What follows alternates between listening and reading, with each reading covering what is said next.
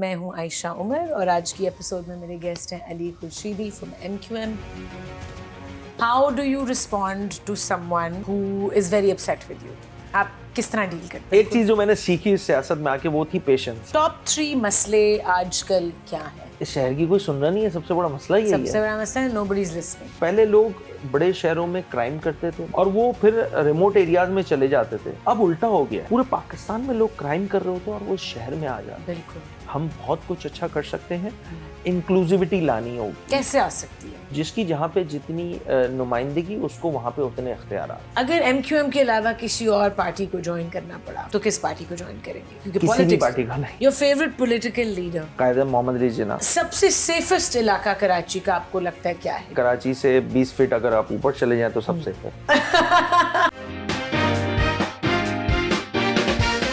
Assalamu alaikum, hello and welcome to Speakeasy with me, Aisha Umar. Today it is an honor to be chatting with and interviewing a guest who is a leader with a lot of integrity.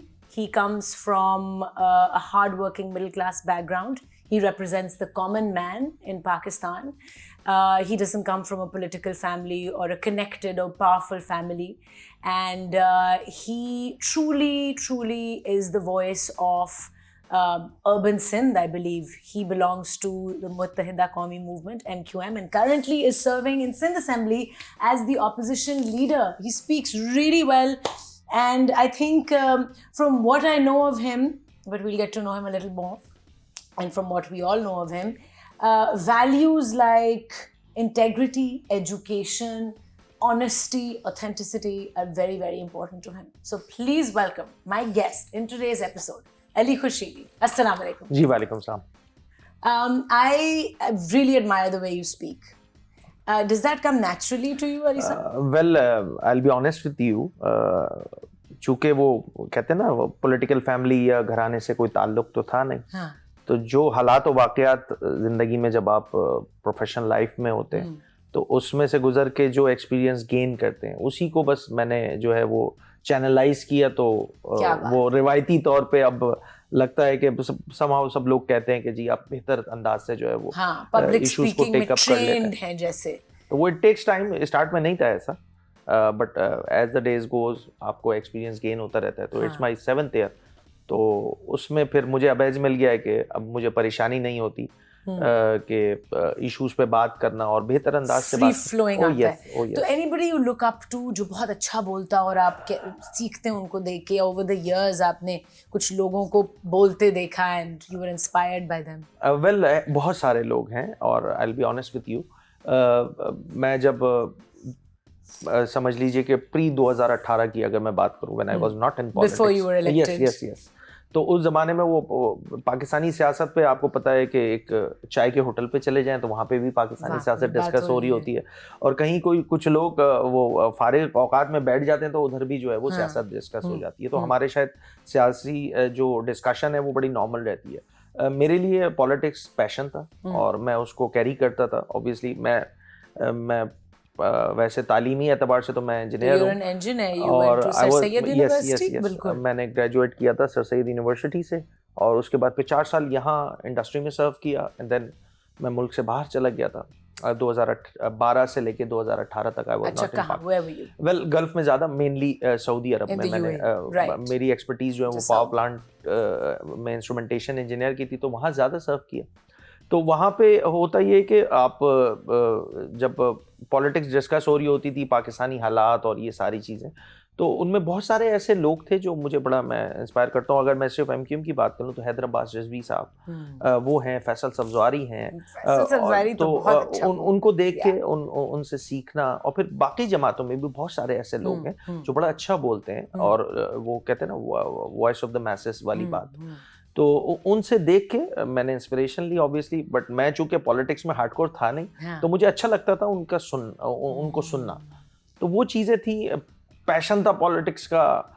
और फिर 2018 में जब मैं यहाँ आया हूँ और when I got an opportunity कि इस सिस्टम में आना, तो मेरे लिए बड़ा it was a difficult decision, but somehow अच्छी बात ये थी कि जो मेरा पैशन था वो मुझे मिल रहा था कि रियल जो पॉलिटिक्स होती है उसमें आए और पार्ट प्ले करें।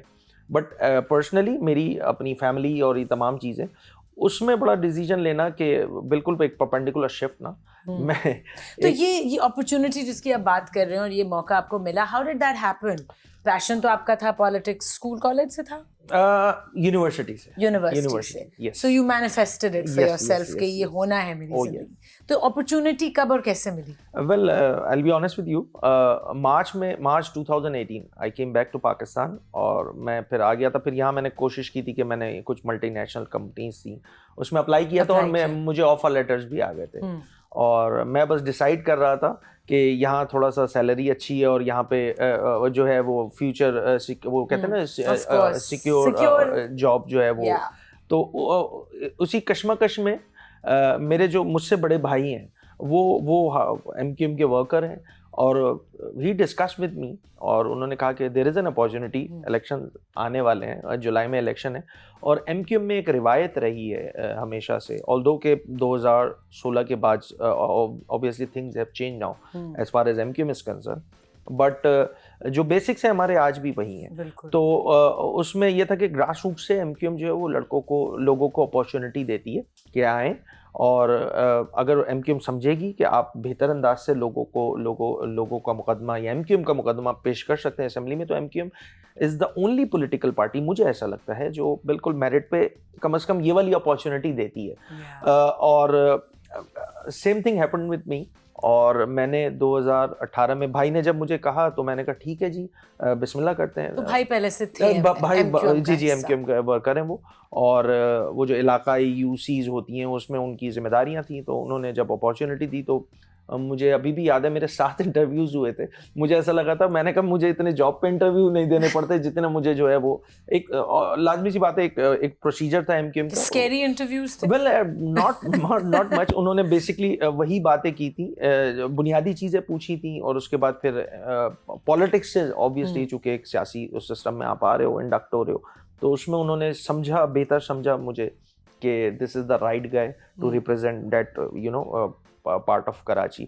तो मेरी जहाँ रिहाइश है आज भी, मेरी रिहाइश औरंगी टाउन में ही है, वहीं से मुझे जो है MQM पाकिस्तान ने जो है वो पहली बार रुकने असेंबली बनाया। कोई सिफारिश नहीं, आपके मोहल्ले, आपकी टाउन, आपकी फैमिली के। Exactly and you still live there with your joint family? Well मैं आज भी मैं मेरी जो कॉन्स्टिट्यूएंसी है, इनफैक्ट मेरी जो कॉन्स्टिट्यूएंसी का नंबर है PS 119, मैं उसी एरिया में ही रहता हूँ, उसी इलाके का मैं MPA हूँ और उसी आबादी में मैं आज रहता भी हूँ वहीं से 2 दफा आप इलेक्ट हुए। इट्स माय सेकंड टाइम, तो मैं वहीं से।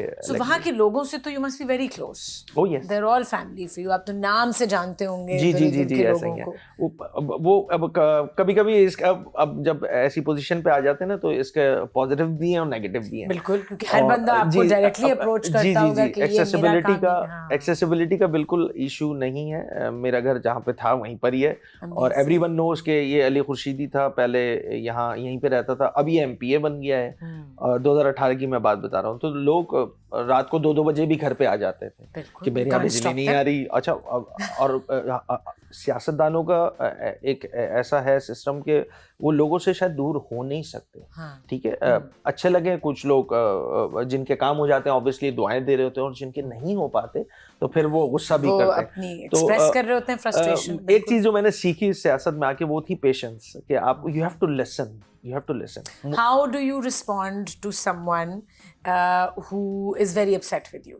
आप किस तरह डील करते हैं? वेल अब सूरत हाल क्योंकि उनका काम नहीं हुआ टाइम पे जो, और आपने पूरी कोशिश की है। तो इसमें होता ये है कि मुझे ऐसा लगता है कि डायलॉग एंड डिस्कशन जो है इज द ओनली सोल्यूशन। या देखिए ना, मुल्कों के मामलात खराब होते हैं, जंगें होती हैं, सारी चीजें, at the end of the day होता क्या है, डिस्कशन होती है, फिर बातचीत से ही फिर आगे प्रोग्रेस किया जाता है, जंगे लड़के नहीं किया जाता प्रोग्रेस।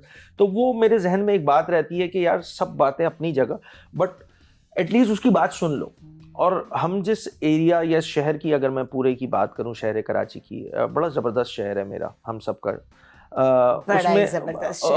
उसमें यूनिक तरीन शहर है। हाँ यूनिक है बहुत सारे seriously because it continues, it runs no matter what happens, it's not sleeping, जिस तरह हम चल रहे हैं जिंदगी गुजार रहे हैं, it's very unique। इतने सारे मामलात के बाद भी चल रही है गाड़ी, चल रही है। यही होता है। मैं हमेशा लोगों की बातों से पिक करती हूँ चीज़ें कि अपनी ज़िंदगी में हम कैसे अप्लाई करें। People want to be seen and understood basically everywhere। उसमें फिर देखें हर जगह पर मैं अपनी जमात को भी उसमें मैं शामिल करूँगा कि फिर वो ट्रस्ट डेफिसिट आ जाता है। फिर लोग जो है वो उस अंदाज से शायद वो एफेक्शन एफिलिएशन जो होती है उसमें फिर कहीं ना कहीं दरार आना शुरू हो जाती है। तो इस शहर के साथ थोड़ा सा ये वाला सीन है। तो मुझे ऐसा लगता है कि जो मेरे पास आ रहा है ना कम से कम, तो मैं कुछ नहीं कर सकता उसका, मैं उसकी बात सुन सकता हूँ, क्योंकि यहाँ के लोगों की बात सुनने वाला कोई अब तैयार है नहीं। ओ यस, इतने लोग हैं, this city is overcrowded and nobody has time because everyone's hustling on a constant move, सुबह से उठ के रात तक। So when does your day start and how does it start? Well, it varies, depend करता है कि क्या क्या मसरूफियात हैं। साल में टोटल जो है वो एटलीस्ट 100 डेज यहाँ पे आपको स्पेंड करने होते हैं। जी, ये हमारे रूल्स और प्रोसीजर में लिखा हुआ है कि 100 दिन की असेंबली होनी है। असेंबली के बाद फिर पार्टी हेड ऑफिस है, उसमें जाना होता है, एंड देन फिर रात को दोबारा 8 बजे से लेके 10 से 11 बजे तक आपको अपनी कॉन्स्टिट्यूंसी में हम बैठते हैं, हम सारे मेंबरान MQM के जितने भी हैं, और फिर वहाँ लोग आते हैं, उनसे वो अपने मसले लेकर आते हैं, उनके मसले में हम अपनी कोशिश करते हैं, अपनी कोशिश एफर्ट्स डालते हैं। आपको क्या लगता है कि हमारे शहर की क्या, if you were to describe Karachi to someone else in another part of the world, diversified है, मल्टीलिंग्विस्टिक, मल्टीकल्चरल ये शहर है। These are the positives of Karachi। और hardworking people। अच्छा, इसमें ये पॉजिटिव भी है, बट ये अगर मैं दूसरे अदर वे अराउंड में इसको सोचूं तो जहाँ जिस शहर से लोग आ रहे होते हैं ना, तो वो अपना कल्चर ला रहे होते हैं साथ। इस शहर में पूरा पाकिस्तान रहता है, ठीक है। इसका नेगेटिव एस्पेक्ट ये है कि पहले लोग बड़े शहरों में क्राइम करते थे, बड़े शहरों में, कराची में है, लाहौर, इस्लामाबाद, क्वेटा, पेशावर, और वो फिर रिमोट एरियाज में चले जाते थे। अब उल्टा हो गया है, अब पूरे पाकिस्तान में लोग क्राइम कर रहे होते हैं और वो इस शहर में आ जाते हैं। बिल्कुल। इस शहर में बड़ा पोटेंशियल है, इस सूबे में बड़ा पोटेंशियल है, हम बहुत कुछ अच्छा कर सकते हैं। इंक्लूसिविटी लानी होगी, हम इंक्लूसिविटी ले आएंगे ना, ये यकीन जानिए बड़ा ज़बरदस्त शहर है, और आप इंक्लूसिविटी ले आएंगे यहाँ। कैसे आ सकती है? बड़ा आसान है, बड़ा आसान सा है, जिसकी जहाँ पे जितनी तादाद या जमहूरियत है ना हमारे यहाँ मुल्क में, डेमोक्रेसी है, तो जिसकी जहाँ पे जितनी नुमाइंदगी, उसको वहाँ पे उतने इख्तियारात। ये पूरी दुनिया में डेवोल्यूशन ऑफ पावर का एक पूरा मैकेनिज्म है। आप बड़े बड़े शहर उठा के देख लें, उनकी जो वो जो एक ड्रास्टिक तब्दीली आई है ना 60s 70s लेट 80s आपके सामने, वो मेजर सिटीज़ में इसी तरह आई है कि उन्होंने ग्रास रूट तक इन्होंने डेवोल्यूशन किया है पावर का। बिल्कुल, बट इंडिविजुअल लेवल पे भी तो कोई नहीं लेता ना ओनरशिप कि आपकी गली अगर गंदी है तो गंदी है, हमारा मसला नहीं है। You know, like we can all contribute. So I feel कि हम इंडिविजुअल लेवल पे हमारा नेचर भी बन गया है कि हमने नहीं करना, मेरा काम। ये इसकी एक जो बुनियादी वजह है ना, जो मुझे लगता है, I do agree with you कि बिल्कुल ऐसा ही हो गया। हम बड़े इस मामले में ना बड़े केयरलेस हो गए हैं। तो इन चीज़ों को एड्रेस करने की ज़रूरत है, और सिर्फ कराची, और ये देखिए नेशनल शहर है ना, मतलब ये इसकी कंट्रीब्यूशन बहुत ज़्यादा है। तो सबको कराची के लिए सोचना पड़ेगा, नहीं सोचेंगे तो things are getting very bad as the days go. ये बड़ा अनफॉर्चुनेट है। We have to take a little break, but we will come back and continue the conversation. कहीं मत जाइएगा, take a break. Welcome back to speak easy. मैं हूँ आयशा उमर, और आज की एपिसोड में मेरे गेस्ट हैं Ali Khurshidi from MQM, who is the leader of the opposition in the Sindh assembly. And of course जहाँ MQM की बात होती है तो कराची की बात ही होती रहती है। I would like to ask you now Ali sahab that how has Karachi changed in the last 10-12 years? ठीक हो सकता है, वो कहते हैं ना नाउमीदी कुफ्र है। ठीक हो सकता है, विल चाहिए और इंक्लूसिविटी चाहिए। मैं बार बार ये एम्फेसाइज करता हूँ। मैं ये बात right from the first day, जब से ये नई असेंबली की तश्कील हुई थी, मैंने हर जगह ये बोला, मैंने कहा इंक्लूसिविटी लाएं जनाब, ये ठीक हो सकता है और हम सबका शहर है, हमें इसको ओन करने की ज़रूरत है और जहाँ मिल के काम कर लेंगे ठीक हो जाएगा, इतना कोई बड़ा मसला नहीं है। So I have a question. Of course, Karachi में Pakistan People's Party is the majority party. So you have to work with them. तो किस तरीके से आप लोग डिप्लोमेटिकली काम करते हैं ना, you are part of the opposition, I mean लड़ा भी जा सकता है लेकिन that's not the solution. So how do you manage to work with other parties with and get what you want? Well, बड़ा मुश्किल होता है. कोई any party that you feel you relate to and you think कि अच्छा ये बहुत अच्छा काम कर रहे हैं? वेल, लामहला तौर पे आपकी नजर बड़े सूबे की तरफ जाती है. एमक्यूएम के अलावा कौन सी पार्टी है कि आप? मैं उसी का जवाब देने लगा. लामहला तौर पे आपकी नजर जो है वो बड़े सूबे में जाती है और बड़े सूबे में जाके अगर मैं पंजाब की बात करूं, और पंजाब में मैं देखता हूं कि कम से कम एडमिनिस्ट्रेटिव पॉइंट ऑफ व्यू से चीजें जो हैं वो बहुत बेहतर हैं. और जो इश्यूज मैं बीइंग अ कराचीइट फेस कर रहा होता हूँ, वो इश्यूज शायद उनके लिए कोई इशू ही नहीं है, वो तो नॉर्मल चीज़ें उनको मिल रही हैं क्योंकि वो उनका राइट है. मैं पूरे पाकिस्तान में नज़र दौड़ाता हूँ तो मैं देखता हूँ कि जितने भी प्रोविंशियल कैपिटल्स हैं, चाहे वो केपी का पेशावर हो, बलूचिस्तान का कोयटा हो, उस सूबे की जो गवर्नमेंट आती है, रिगार्डलेस के उसमें किसकी गवर्नमेंट है, नून लीग की गवर्नमेंट है, काफ लीग की गवर्नमेंट है, पीटीआई की गवर्नमेंट है, किसी और की भी गवर्नमेंट है, मैं सबके नाम ले, वो ओन करते हैं अपने प्रोविंशियल कैपिटल को.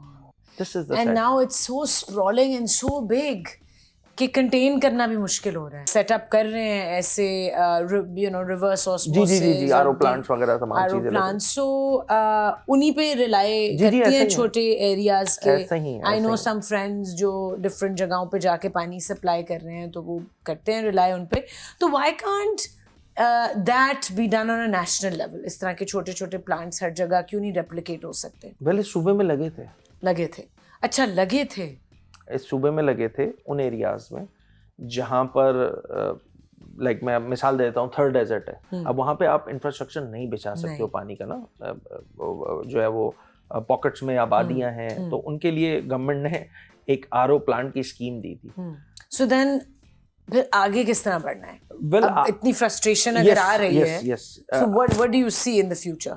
मैं बीइंग अ ऑपोजिशन लीडर और मेरी जमात मुत्तहिदा कौमी मूवमेंट पाकिस्तान हत्तुल इम्कान कोशिश कर रही है कि ऐसे तमाम इश्यूज जिससे डायरेक्टली एक आम शहरी मुतासिर है, उसके लिए कम से कम आप अपनी देखिए, ये सारी चीज़ों में हम सब की गलती क्या है, सियासी जो पॉलिटिकल फ्रेटर्निटी है उनका, कि भाई हम पानी की लाइन कहीं किसी गली में डालते हैं तो उस पर भी झंडा लगाते हैं कि जी ये फलां पार्टी के काउंसलर ने कर दिया.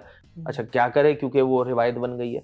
हमें लगता है, मुझे लगता है ऐसा कि ये जो बेसिक नेसेसिटीज ऑफ लाइफ है ना, इसको हमें एक्सक्लूड करना होगा इस पॉलिटिकल सिस्टम से, कि भाई ये तो अब करनी ही करनी है, इसमें कोई सियासत नहीं होगी, इसमें कोई बड़ाई नहीं है, और कोई बड़ाई नहीं है. टैक्स पेयर के पैसे आप उनको फैसिलिटेट कर रहे हो. अगर हम ये करने में शायद कामयाब हो जाएंगे तो मुझे ऐसा लगता है कि शायद एजुकेशन भी बेहतर होना शुरू हो जाएगी, हेल्थ फैसिलिटीज़ भी बेहतर होना शुरू हो जाएगी, शहर का इंफ्रास्ट्रक्चर बेहतर हो जाएगा. अभी तो मैं वो बात ही नहीं कह रहा हूँ कि जी एनवायरमेंटल इम्पैक्ट और फिर हमारा जो है वल्नरेबल कंट्रीज में हमारा नाम आता है, ये वाली बातें तो हम लोगों के लिए अजीब सी हैं. क्वालिटी हमारी फिर एक ही वाली हमारी नजर ही नहीं जाती. एग्जैक्टली कि जी सांस जो हम ले रहे हैं which is the basis of life, उसकी क्वालिटी जब इतनी बुरी है तो आपकी क्रिएटिविटी और आपकी एवोल्यूशन ब्रेन की कहाँ जाएगी? वेस्टर्न ममालिक में, मगरबी ममालिक में जो है वहाँ कैंपेन होती है कि भाई हेल्थ फैसिलिटीज आप कौन कौन सी देंगे, तो उस पर डेमोक्रेट्स और रिपब्लिकन जो है बैठ के अपनी कैंपेन कर रहे होते हैं. यहाँ कैंपेन ये हो रही होती है अनफॉर्चुनेटली कि मैं आपको पीने का पानी को मैसर कर दूंगा. मतलब लोगों के पास नहीं है सहूलियात. बड़ी सैड पिक्चर है अनफॉर्चुनेटली. आपका ऑल्दो के प्रोग्राम बड़ा easy but we talk about everything in my show. मैं तो हमारे तो बड़े बड़े heated debates होते हैं लोगों से. So I want to know, because मैं भी तो शहरी हूँ, मैं कराची में रहती हूँ, यहाँ पैदा हुई. I mean I grew up in Lahore. मैं लाहौर जाती हूँ तो एक मुझे लगता है मैं एक स्पा रिट्रीट में आई हुई हूँ. अच्छी roads, greenery, although it's just a few hours away. तो and I pray and I hope कि मेरा शहर जो है वो you know, वो मेरी जो अम्मी अपने बचपन का बताती हैं कि मेरा कराची ऐसा था, वो कभी हम भी देखें वो Karachi. I pray and I hope that happens. You come from engineering, her cheese, you know, an engineer thinks of things in structures, you know, structured thinking होती है. उसको किस तरह अप्लाई करते हैं आप in politics? Well, देखिए, ऑब्वियसली जब आप मुझे अच्छी चीज़ मुझे लगती है, जो मेरा जो करियर था, जो मैंने इंडस्ट्री में कोई 10 साल दिए, तो मुझे लगता है कि चूंकि मेरा ज़्यादातर वास्ता जो है वो जो हमारे क्लाइंट्स होते थे या जहाँ काम हो रहा होता था, अच्छा वहाँ पे वो ऑब्वियसली मल्टीपल कंट्रीज से लोग, कोई यूएसए से, कोई कहाँ से, तो मुझे लगता था वो मेरी जो कम्युनिकेशन स्किल्स है ना, वो शायद वहाँ बेहतर हुई है, वरना मैं बचपन में बड़ा शर्मीला टाइप होता था. तो मुझे लगता है वहाँ से मुझे इम्प्रूव हुई, कॉन्फिडेंस बिल्ट हुआ.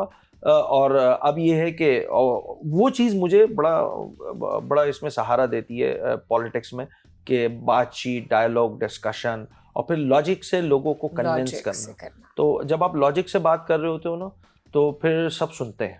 मुझे लगता है कि सब सुनते हैं. हाँ, अगर पॉलिटिकल आपने सिर्फ बैशिंग करनी है तो ऑब्वियसली पब्लिकली तो नहीं बोल पाते, बट वो ऑफ द रिकॉर्ड कहते हैं कि यार तुमने स्पीच बड़ी प्यारी की है, तुमने इश्यूज बड़े अच्छे उठाए, जो अनफॉर्चुनेटली वो खुद चुके, वो खुद इस सिस्टम का पार्ट है, वो नहीं उठा सकते. Everybody notices that because issues तो वो हैं सारे. और अभी ब्रेक का इशू है, so we need to take a break and we will be right back. Welcome back to Speak Easy with Aisha Omar. I am in conversation with Ali Khurshidi from MQM, the leader of the opposition in Sindh Assembly. और बहुत ही एक लंबी intense हमारी conversation हुई है in the last 2 segments. Now let's move on to a bit of a lighter conversation, but you can take it anywhere. You know, मैं control नहीं करती कि अच्छा आप बस हम इसी तरह के जवाब दें या इस तरह की बातचीत करें. जो आपके ऑथेंटिक व्यूज होते हैं हम उन पे जाते हैं. तो but shorter answers would be appreciated. I'll try my level best. I know it's tough because you know आप हर चीज़ की बाल की खाल में जाने के I think ज़्यादा शौकीन हैं. And I'm like that too. मुझसे कोई सवाल पूछ ले, मैं उसकी पूरी डिटेल में चली जाती हूँ. Anyways, coming back to this. So shorter answers. Karachi की बिरयानी या कराची की निहारी? निहारी प्रेफर करते हैं. अमेजिंग. सबसे सेफेस्ट इलाका कराची का आपको लगता है क्या है? DH? नो. मेरे ख्याल से कराची से 20 फीट अगर आप ऊपर चले जाएं तो सब सेफ है. फिर 20 Oh my God. वो भी कराची का हिस्सा है, बट वो सेफ होगा क्योंकि चोर वहां तक एक्सेस नहीं हो पाता. मेरी पॉडकास्ट से मुझसे भी किसी ने सवाल पूछा था, मेरा इसी टाइप का जवाब था कि जैसे ही मैं जहाज में बैठ के टेक ऑफ करती हूँ, I start feeling safer. How sad but अच्छा नहीं, लेकिन एक सेफ जगह है हॉक्स बे. आप जाते हैं कभी बीच? हाँ, गया था. I as a civilian, as a Karachiite, I feel कि जब मैं बीच पे होती हूँ I feel safe. I don't know why. मुझे लगता है समंदर जो है वो इंसानों की, उससे वो एक अल्लाह ताला की एक इतनी बड़ी क्रिएशन सामने है, तो उसकी पावर ज़्यादा होती है than human. So I don't feel scared. आपने कहा है तो ठीक है. मुझे भी लगता है कि हाँ शायद वहाँ चले जाएंगे तो वहाँ ऐसा उसकी कोई वीडियोस भी नहीं है ये सोशल मीडिया पे कि किसी के साथ जो है वो स्नैचिंग वहाँ पे हो गई हो. अच्छा, पूरे पाकिस्तान में what is your favorite place? Well, Karachi, शहर Karachi. Apart from Karachi and apart from Warangi town, if you had a chance to live somewhere. Okay, Islamabad. अच्छा, okay. मैं रहा भी हो चुके वहाँ पे कोई 1.5 साल, तो मुझे आइडिया है, मुझे बड़ा अच्छा लगता है. अगर MQM के अलावा किसी और पार्टी को ज्वाइन करना पड़ा, फॉर एग्जाम्पल बस यू हैड टू, तो किस पार्टी को ज्वाइन करेंगे? क्योंकि किसी भी पार्टी का नहीं करेंगे. ऑब्वियसली मैं खानदानी कोई पॉलिटिशियन तो हूँ नहीं, हाथ साथ ही पॉलिटिशियन हूँ. तो जब तक जिम्मेदारी है, समझ रहा हूँ कि ये ठीक है, नहीं होगा घर बैठेंगे, जाके जॉब शॉप करेंगे. Your favourite political leader, nationally, globally, anybody, जिसको आप कहते हैं this is a great politician? मुझे लगता है कि जो हमारे कायदीन थे पाकिस्तान बनाने वाले, कायद मोहम्मद अली जिन्ना, बड़ा उन्होंने the way he handled at that time, वो मुझे लगता है कि वो कोई आसान काम नहीं था कि जिस अंदाज से जो है वो पाकिस्तान लेना और तमाम चीज़ें होना. तो वो इस मामले में कायद मोहम्मद अली जिन्ना रहमतुल्लाह अलैह. या और करंटली इंटरनेशनली इस वक्त कोई पॉलिटिकल फिगर जिसको आप देख के अप्रिशिएट करते हैं, कहते हैं this is how it should be done, apart from MQM, apart from Pakistan, in the world? Well, ये जिस तरह ट्रांजिशन पीरियड हुआ ना मलेशिया का, महातीर मोहम्मद का उसमें बहुत बड़ा किरदार है। 28-29 साल उन्होंने दिए, और फिर एक नया मलेशिया आपके सामने आया मुस्लिम कंट्रीज में। I want to read about him, Mahathir Mohamad। जिस पोजीशन पे था मलेशिया, और उसके बाद फिर उनके एफर्ट्स और कंटिन्यूअस एफर्ट्स, 30 सालों की मेहनत के बाद आज जो मलेशिया जिस तरह इकोनॉमिकली बहुत अच्छा है, फिर उसमें बहुत सारी चीज़ें, वो मुझे लगता है कि उन्होंने बड़े ज़बरदस्त एफर्ट किए अपने मुल्क के लिए, महादीर साहब ने।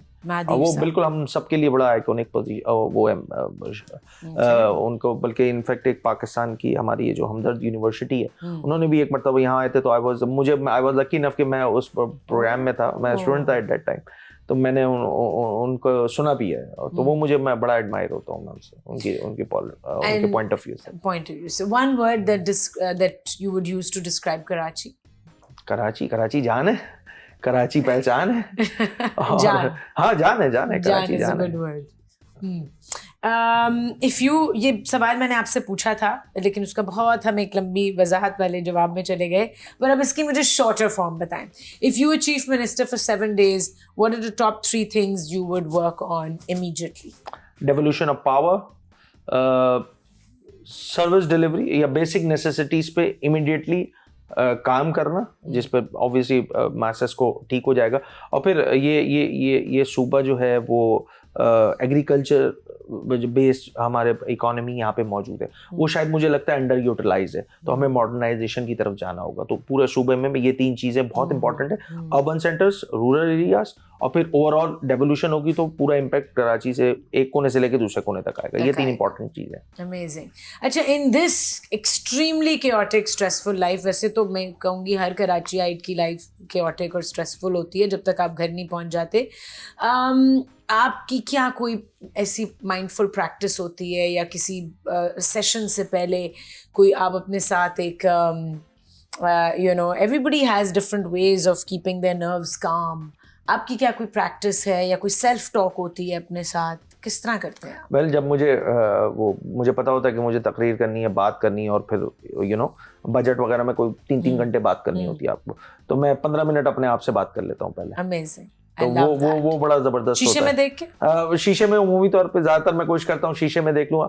ऑफिस में मैं कुछ नहीं कर रहा हूँ तो मुझे कुछ समझ में नहीं आ रहा था, मैं मोबाइल खोल के अपने आप से बात करना शुरू कर देता हूँ। तो वो स्पीच में कि मुझे कौन कौन से पॉइंट्स करने, बुलेट्स रख लेता हूँ, और उसके बाद एक्सप्लेनेशन तो खुद। और जब अपने आप से बात करते हैं या अपने आप को कुछ बता रहे होते हैं, तो उसमें एक डांटने वाली टोन होती है या एक दोस्त की तरह अपने आप से बात? वेल, मैं चूंकि अपने आप को खुद समझा रहा होता हूँ, टोन क्या होती है? मुझे ये पता होता है कि मुझे प्यार से समझाया जाएगा तो मैं समझ जाऊंगा, तो मैं वही वाली टोन रखता हूँ। नाइस, या क्योंकि हम ये नहीं करते, ऑल ऑफ अस, हम अपने आप को कॉन्स्टेंटली डिग्रेड कर रहे होते हैं और डांट रहे होते हैं।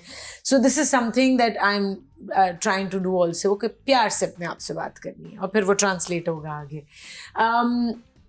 How do you deal with extremely chaotic and stressful situations? कोई बहुत ट्रिगरिंग बात किसी ने की है तो उसका रिएक्शन ना दें आप उसी लेवल पे, उसके लिए क्या मेंटल सोच होती है आपकी? वेल, अब बड़ी आदत हो गई है, ऐसा था नहीं, मैंने अपने आप को चेंज किया है कि किस तरह वो खुद ही आ जाती है जब आप ये पब्लिक डीलिंग ज्यादा कर रहे होते हो ना। कोई डेली आपकी पब्लिक डीलिंग होनी है कोई 200-300 लोगों से, तो उसमें अच्छे बुरे दोनों लोग आ रहे होते हैं, तो उसमें आप फिर रिएक्ट करना शुरू करते हैं, तो फिर वो टेक्निकली वो और पॉलिटिकली वो फिर मेरे लिए भी, मेरी पार्टी के लिए भी अच्छा नहीं होता। मैं अगर रिएक्ट करना शुरू कर दूंगा तो मेरा फीडबैक अच्छा नहीं जाएगा, तो वो फीडबैक अच्छा जाए इसलिए मैं कुछ भी नहीं कर पाता, तो मैं खामोश रह लेता हूँ। और सबसे अच्छा टूल अब ये मोबाइल हो गया है, तो वो कहते हैं ना, इग्नोरेंस इज अ ब्लिस। तो कभी मुझे गुस्सा आ रहा होता है तो फिर आप मोबाइल में आप उसको इग्नोर करना शुरू करो, क्योंकि अगर मैं ज्यादा सुनने लग जाऊंगा तो मैं रिएक्ट करूंगा तो फिर मैं अपने स्टाइल से करूंगा, बट मेरे पास एक जिम्मेदारी है, एक तो इस सीट की और प्लस मेरी पार्टी की मैं पहचान हूँ, रिप्रेजेंटेटिव हूँ, तो वो फिर डैमेज करेगी मेरी पार्टी को, तो इसलिए मैं खामोशी इख्तियार कर लेता हूँ, ये इग्नोर करता हूँ। जबकि हम देखते हैं हर पॉलिटिशियंस डिफरेंट शोज में हमारे एक दूसरे के साथ रिएक्ट ही कर रहे होते हैं ज़्यादातर। So I find that extremely disturbing because कोई सोल्यूशन नहीं आ रही होती उसमें, and it's just reactions and anger and aggression that's being expressed. Well, कुछ नॉर्म्स ना खराब हो गए हैं इस पाकिस्तान के पॉलिटिकल सिस्टम में। मुझे लगता है वो नॉर्म्स कोई 10-12 सालों में ना लोगों को शायद उनका टारगेट कुछ और हो गया है। लोगों का टारगेट यहाँ पे देखें बड़ा नोबल सा ये प्रोफेशन था, अभी भी है, बट लोगों ने इसको मिस यूज करना शुरू कर दिया। आप लोगों के काम कर सकते हो, कितनी बड़ी बात है, अल्लाह पाक ने कितनी बड़ी आपको अपॉर्चुनिटी दी है कि आप किसी के काम आ सकते हो। ये कोई छोटी बात नहीं है, किसी के लिए वसीला बन रहे हो। अब हम लोगों ने ये ट्रेंड सेट कर लिया है पॉलिटिकल, बहुत सारी, मैं बड़ी पार्टियों की बात करूंगा कि बैश करोगे तो रीच ज्यादा आएगी, मेरे फेसबुक पे जो मेरी व्यूअरशिप है वो बढ़ेगी, मेरे सोशल मीडिया पे बाकी जगहों पे जो है वो रीच बढ़ेगी, फिर आजकल मीम्स भी बन जाती हैं सारी चीजें। तो हम लोगों की शायद डायरेक्शन सियासतदानों की जो है वो भी कुछ और ही हो गई है, उनके डिजायर्ड जो टारगेट्स हैं वो भी चेंज हो गए। जब डिजायर्ड टारगेट इस तरह के होंगे तो फिर आप कैसे एक्सपेक्ट करेंगे कि वो अच्छे अंदाज से बात करेंगे, और फिर उन सारी बातों में, सियासतदानों की बातों में अवाम कहीं नहीं होती। मुझे ये बदकिस्मती ये लगती है। Awam needs to be heard, understood and given love, which is how things will progress. Thank you so much, Ali Khurshidi Saab, for your time. I know you've had a very tough session in the assembly and this was also a lot of talking, and bas good luck in your journey, and I hope कि next time जब कभी मैं आपको interview करूं तो Karachi progression पे हो इंशाल्लाह। अच्छा, गोइंग एट द एंड मैं अपने सारे गेस्ट से कहती हूँ कि आप 1 मिनट का कोई मैसेज जो यूथ को देना चाहेंगे, just something inspiring, just some different way to think, कुछ भी। वेल, मैं जहाँ यूथ से मुखातिब होता हूँ, मैं उनको ये बात ज़रूर कहता हूँ कि आप लोग इस पाकिस्तान की आबादी का 60% हैं, यानी कि हर 100 में से 60 लोग जो हैं वो यूथ के ब्रैकेट में आते हैं पाकिस्तान के, और अगले 50 साल तक ये प्रोपोर्शन रहना है। आप किसी भी जमात से आपको मिनिमम कॉमन एजेंडे पे उनका आपको लगता है कि आपकी जो थॉट्स हैं, आपका जो पॉइंट ऑफ व्यू है, जिस जमात से आपको लगता है कि वो सिंक हो सकते हैं, आप खुदारा उसमें हो जाएं, क्योंकि आप हैं majority of the population of Pakistan. इस पाकिस्तान का जो मौजूदा निज़ाम है इसमें यूथ कहीं पार्लियामान में नज़र नहीं आती है, या नेपोटिज्म नज़र आ जाता है, यूथ नज़र नहीं आ रही। तो और सिर्फ ये कह के 60% अगर निकल जाएगी कि जी सियासतदान और सियासी निज़ाम तो सब चोर होते हैं, तो फिर इस पाकिस्तान का, जिसकी मेजॉरिटी आप लोग तमाम लोग हैं, उस पाकिस्तान का फिर अच्छा नहीं होना। तो बी अ रिस्पॉन्सिबल सिटीजन, इस निज़ाम में आएंगे, आप आएंगे नई जिद्दत, नई सोच के साथ आएंगे, तो इंशाल्लाह मुझे उम्मीद है कि इसका इम्पैक्ट जो है वो पूरी सोसाइटी पे, पूरे पाकिस्तान पे, हमारे मुल्क पे ज़रूर पड़ेगा। Absolutely, very well said, thank you so much, और हम मिलेंगे अगली एपिसोड में। खुदा हाफिज़।